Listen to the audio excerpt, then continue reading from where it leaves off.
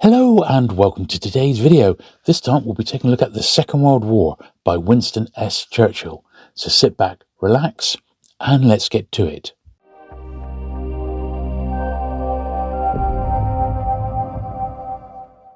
Okay, so here is Volume 1 of the Second World War, and it was called The Gathering Storm. And this is the British first edition hardback. And these are published by Churchill in the UK. And what I thought we'd do, we'd have a look through the British editions. I've got the Chartwell edition, which is another quite lavish, even bigger than this, set of books. And we've got the one volume edition.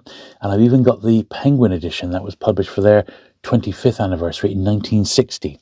So inside the first volume here, we've got the moral of the work. So, and here we are, the first printing, 1948.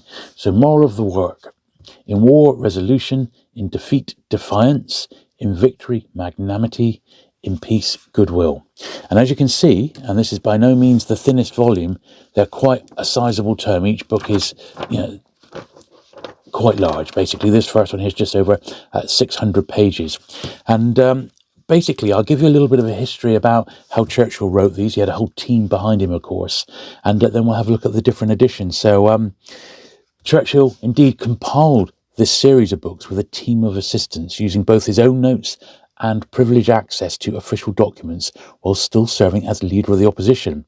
The text was then vetted by a cabinet secretary. Now, the book was a major commercial success in Britain and the United States. The first volume appeared in 6 volumes, and later editions appeared in 12 and 4 volumes. And furthermore, there is also a single volume abridged edition, which we'll have a look at in a minute. Now, Churchill received the first offer for his war memoirs from a US newspaper syndicate, which is King Features, at 6:36 on the day of his resignation as Prime Minister. He initially declined, as it would have meant losing his tax status as a retired author, which exempted his earnings from previous books from the then 90% rate of income tax. So we have to remember, when Churchill came about writing this, he'd already had a huge string of books already published, including, let's not forget, his 6-volume history of the First World War.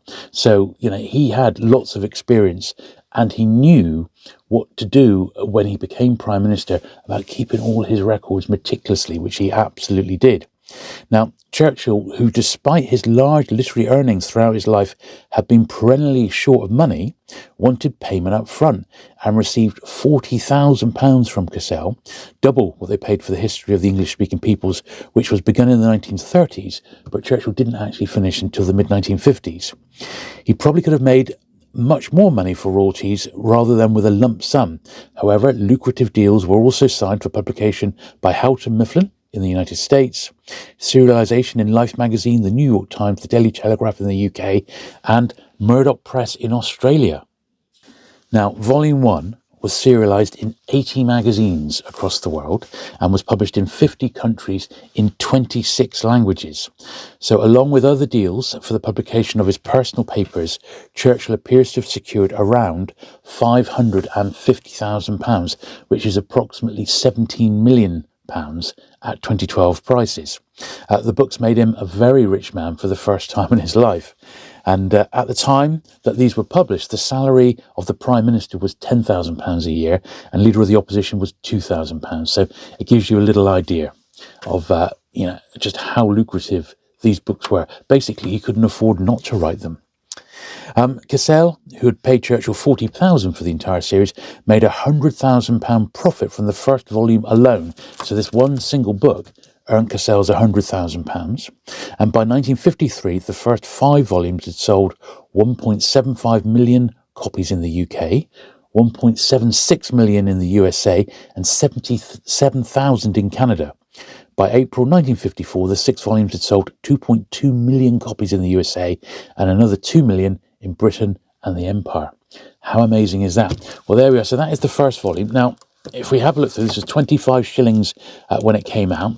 Now, a little tip for collectors, if you're looking to get a set of these firsts, the spines, you see that lovely sort of dark red on the front there, the spines should also be dark red. Now, these books, they only have to look at the sun, and that red on the spine tends to start fading, and most copies you see, that's virtually gone, it's invisible. Obviously the black remains, or the dark blue, but the red is usually gone. It's very, very susceptible to fading, so bear that in mind. When I read these, the first set I ever read was this set of firsts, and I took the wrappers off and I read them with these just plain black boards. Just to keep the wrappers as nice as possible, basically. The last time I read it, I read the Chartwell editions, and we'll have a look at those in a minute. But even though this book had 3 or 4 reprints and it kept getting revised, Churchill kept going back and making revisions to it right up until the point of publication, I still enjoyed reading this sort of first edition. The Penguin edition, which is the very, very first one I ever read of this one, is like the completely up-to-date edition of it with no more sort of corrections at that point. But you see, the book is quite lavish. It's got fold-out maps and things like that. Another thing I really want to point out is that if you're just looking through, which take this at random, you can see that the book is broken down into very small segments. If we go to the start of a chapter, chapter 21, you'll notice at the start, it's basically a series of small essays about what's going to be included in this chapter. And then each one is really no longer than 2 or 3 pages.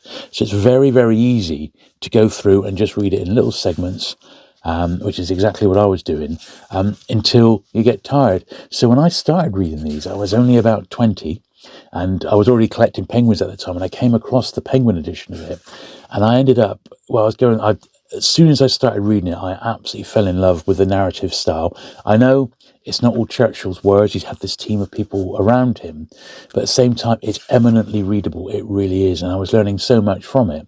And I was getting through 50 pages every single night, and I've never been so obsessed with reading a series of books as I perhaps was with these, and really, really just fantastic. So so actually reading these, it's an absolute delight. It's not a straight, even though they're big books, it's not a chore in any way. They are eminently readable. Now, when Churchill became Prime Minister in 1940, he intended to write a history of the war which had been underway already for 9 months. He said several times, "I will leave judgment on this matter to history, but I will be one of the historians." To circumnavigate the rules against the use of official documents, he took the precaution throughout the war of having a weekly summary of correspondence, minutes, memoranda and other documents printed in galleys and headed Prime Minister's personal minutes. These were then stored at his home, and Churchill wrote or dictated letters and memorandum with the intention of placing his views on record for later use as a historian. The arrangements became a source of controversy when the Second World War began appearing in 1948. Churchill was a politician, not an academic historian, and was leader of the opposition, intending to return to office, so his access to cabinet, military and diplomatic records denied to other historians was questioned. So it was not known at the time that Churchill had done a deal with Clement Attlee and the Labour government, which came into office in 1945. Attlee agreed to allow Churchill's research assistants access to all documents, provided that no official secrets were revealed and the documents were not used for party political purposes. Churchill's privileged access to the documents and his knowledge gave him an advantage over other historians of the Second World War for many years. So, he was, you could say, in a privileged position. But you have to remember, who would ever say no to him? He'd just come out of, being one of the key players of the Second World War. Saying no to Churchill was probably not something that was going to happen very often. Now, the books were largely written by a team of writers known as the Syndicate. Now, that name comes from horse racing, as Churchill had recently become a racehorse owner. Peter Clarke wrote that the Syndicate was run with business-like efficiency, tempered by the author's whims, by William Deacon, and they also included Hastings Ismay, Henry Pownall and Commodore Gordon Allen. They were all part of this group of people who worked on bringing the books basically to life and putting everything down in meticulous order. Actually, lots of fold-out maps and things like that. Not many photographs in these early volumes, but you don't really need that. You do get some in the later ones, which we'll have a look at. It is very much Churchill saying, "I told you so. I gave you ample warning of what was happening in Germany." And the British, politicians at the time just didn't want to believe it. They didn't want to think that another war could be heading our way. And there is quite a bit of "I told you so" in that first volume. Now, Churchill's personal input into the books declined over time, and by 1951, the syndicate was increasingly writing much of the work in Churchill's style. Peter Clarke uses the phrase "the school of Churchill," referring to Peter Paul Rubens' system of delegating much of the work of painting to apprentices and outside experts. Churchill finally released the syndicate, to whom he'd been paying combined salaries of £5,000 per annum, in 1952. Triumph and Tragedy, which is the final volume, appeared in 1953, once again after Churchill had become Prime Minister, but for appearance's sake it was pretended that Churchill had written it before his return to office in 1951. So anyway, that's the first two, and very, very, very fine they are indeed. Absolutely gorgeous pair. And let's have a look at volumes 3 and 4. So The Grand Alliance, and book 4, which is The Hinge of Fate, which I believe is the biggest book in the series. Now, as various archives have been opened, several deficiencies of the work have become apparent. Some of these are inherent in the position Churchill occupied as a former Prime Minister and as a serving politician. He could not reveal ongoing military secrets, such as the work of the codebreakers at Bletchley Park or the planning of the atomic bomb. As stated in the author's introduction, the book concentrates on the British war effort. Other theatres of war are largely described as background. And it's worth pointing out that in 1953, this series of books was awarded the 1953 Nobel Prize for Literature. So here is number 53, The Grand Alliance.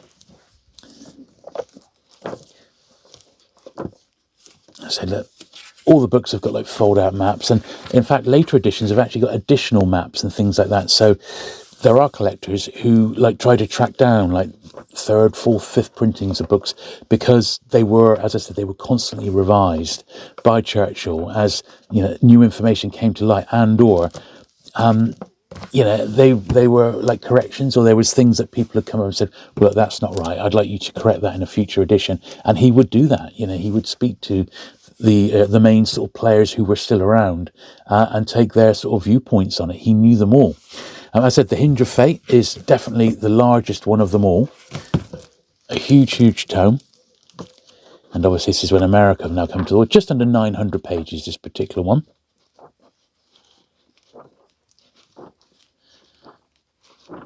And although it is predominantly, you know, from the British point of view, obviously everything that's happening in the world is examined in detail, as much as you could possibly really want. The book is actually longer than the First World War, if you look at the amount of work put into it and the amount of words. Here we are, another preface to it. Very, very nice. That's volumes 3 and 4. Now here's volumes 5 and 6. Now, surprisingly, the books were first published in America 6 months before the British UK editions. In America, it's published by Houghton Mifflin. And that was because Churchill was kept making little changes to the British editions, which kept putting the printing back. But also, Houghton Mifflin definitely wanted at least the first volume to be out before Christmas. So there you go. Now, there is... because of all the different corrections, it is the British Cassell editions that Churchill himself described as the definitive editions, because they were the most up-to-date ones before the American ones were published. So here we are. So Closing the Ring, volume 5. So once again, look out for that on the spine. This one's a fairly slimmer volume, more in keeping with the first one. There's reproductions of some of his notes and things like that. Very, very lavish. At the time, you know, that was not the sort of thing you would find in non-fiction books. It's really, really excellent.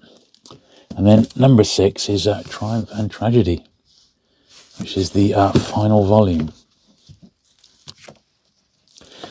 Now, I'm not sure if you've ever come across a series called Billions. It hasn't been on for a few years now, but it was basically it was like a New York district attorney against a billionaire, like a trader, a very wealthy moneymaker. And Chuck, the main guy in it, was a massive fan of Churchill. And in that series, he owned a prized set of first editions. You don't really see in the show if they're the British or American ones, but they were transcribed with a personal note from Churchill himself on the opening page to Field Marshal Montgomery. Now, these were the books that Chuck, the main character, had to sell in order to pay for his apartment, which his wife Wendy insisted that he get, no matter how much he stalled on accepting the reality of their separation. So Chuck was forced to sell his prized signed set of Second World War, the set that Churchill himself gave to Field Marshal Montgomery. The same volumes were then snapped up in the show by his rival, Bobby Axelrod. And when Chuck eventually learned that it was Bobby who had purchased his Churchill set, he blew a gasket and vowed to beat Axel come hell or high water. Yeah, absolutely fantastic. Right, so that's the British set anyway. Now the next set we'll look at, these are the Chartwell editions. So these are the series that I actually enjoy reading now. So if I read the Second World War, these are the editions that I read, and they didn't come with dust wrappers. They've got like the red sort of cloth on them. Once again, because they're red, they're susceptible to fading on the spine, and mine do all have faded spines. But I got this set probably 15 years or so ago from a book dealer. I didn't find them online. I got them from a book dealer, and they cost me £60, I think. They do go for a little bit more than that today, and they were surprisingly tough to find. Usually number one, because it's the one most people start with, is the most hammered version of the six. As they go along, and you find this with the normal hardbacks, people just give up or they don't carry it through. But I think these editions, actually, that they're very, very large, they're lavish, they're known as the Chartwell edition, so all the corrections and additions and amendments that Churchill made are included in here. So you could call these definitive.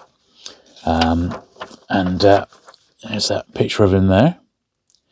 And this is an absolutely gorgeous set. Now, this particular set was its ex-library, J&J MacDonald. If anyone knows who J&J MacDonald might be, that's where my particular set came from. And there we are. And then we're into the rest of the book here. I've got to admit, I can't remember when these were actually published. Just having a little look. Yeah, so there was a tiny little introduction here, 1954 by Churchill for the Chartwell edition. Chartwell was, of course, Churchill's own home. I've greatly appreciated the generous reception accorded to the earlier edition of the Second World War. Many people have written to me concerning the work. Some have pointed out errors in detail, and I'm grateful to all for their comments. Now a special edition is being published, illustrated for the first time, in which all of those first minor errors have been corrected. I hope that these new volumes will find as much favour as the previous ones seem to have done. And that was written in 1954. So this is, Churchill is saying, the corrected edition. And also there's a few more sort of illustrations, as you can see. And as I said, this is the edition of this work that I most enjoy reading.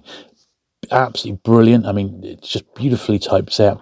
I would say it's very close to the Folio Society edition, and they published them in 6 volumes as well, in 2 box sets of 3. So there is a Folio edition copies, which are also beautiful, but they're not like this. They're not this lavish. They don't have the photographs. I would say, personally, the way to read the series to get maximum enjoyment is these Chartwell editions. Absolutely fantastic. So there we are. That's the first one. And they are all uniform. That's the second one. And I brought all 6 down to show you. So volume 3 and volume 4, the biggest ones in the series. We just look at volume 4 here, Hinge of Fate. Mine are showing a little bit of aging, but I just don't mind. They are gorgeous. They really, really are. This is the way to read this series, in my opinion. These editions are just superb. All the fold-out maps of the photographs as well. It just makes it an absolutely epic read. Very, very good indeed. So let's show you the last 2 volumes, which are these 2. Yeah, closing the line is volume 5 here, and then volume 6, Triumph and Tragedy. So there we are. It's a very, very handsome set. We'll have a look at these all spine on in a minute. And then the next thing we'll look at is the 1 volume edition. Now, I got this one completely by accident. I was quite lucky. I was buying a box of books and I spotted this in it. I thought, God, that's an edition I've not got. Now, as you can see, it's a huge book because they've shrunk 6 books into one. They did similar with Churchill's The Great War. You know, there's a 1-volume edition that was published in the 30s. This one's got a cover by Bureau. He did a bit for Pan and people like that. Yeah, an abridged 1 volume. And importantly, it's got a new epilogue from 1945, from the end of the war up to 1957, when this one was published. Now, this epilogue, if you can believe it, it's 10,000 words, and Churchill himself was paid £20,000 to write the epilogue. So at the time, he was getting £2 per word in the 1950s. It was the most ever paid for an author. So there you go. And, you know, well, here is the epilogue. It's not short, as you can see. It's a fair few pages here. But yeah, this cost Cassell's, this little bit here, it cost Cassell to get this done. Those few pages there, £20,000 in 1957. Absolutely amazing. But here we are. So it was abridged. It's just comes in at just under 1,000 pages or so. And well, you know, personally, I don't like abridgments, but if you just want the highlights and you've got lots to read in your to be read, I guess this is one way of doing it. Certainly it's sought after, and the copies are hard to track down, particularly in a dust wrapper. My dust wrapper is not great.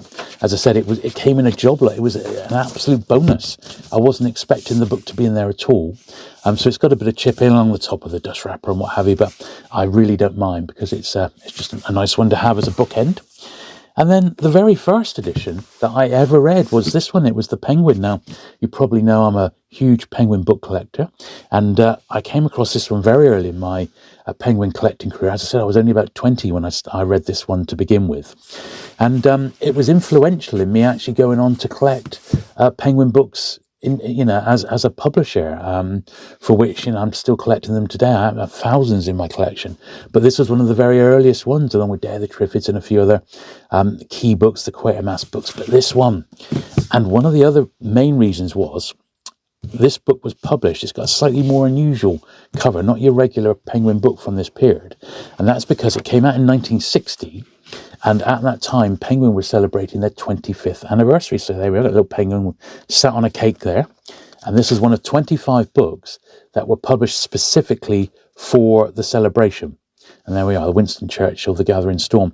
They never did volumes 2 to 6. It was just this one odd volume, a really nice little bookmark that. And this was the one. And, once again, it's the full text with all the revisions in. So it's the full thing. This was the one. I've still got my original copy because of its historical significance to me, being a very early Penguin book. I've still got my reading copy of this one, and it's virtually fallen to bits because I read it twice. But this is the best copy I've ever come across, and it's tough to find in really fine condition. It really is. So, £8 to £10, something like that would be on that one. And if you can find that little bookmark, this is actually quite common. And you wouldn't pay much more than a £5 for that one. With regards values on these, I did a little bit of research before filming this video. So the UK set, so the set of these ones here, if you just want reading copies in first printing, it's only about £40 a set, potentially without dust wrappers.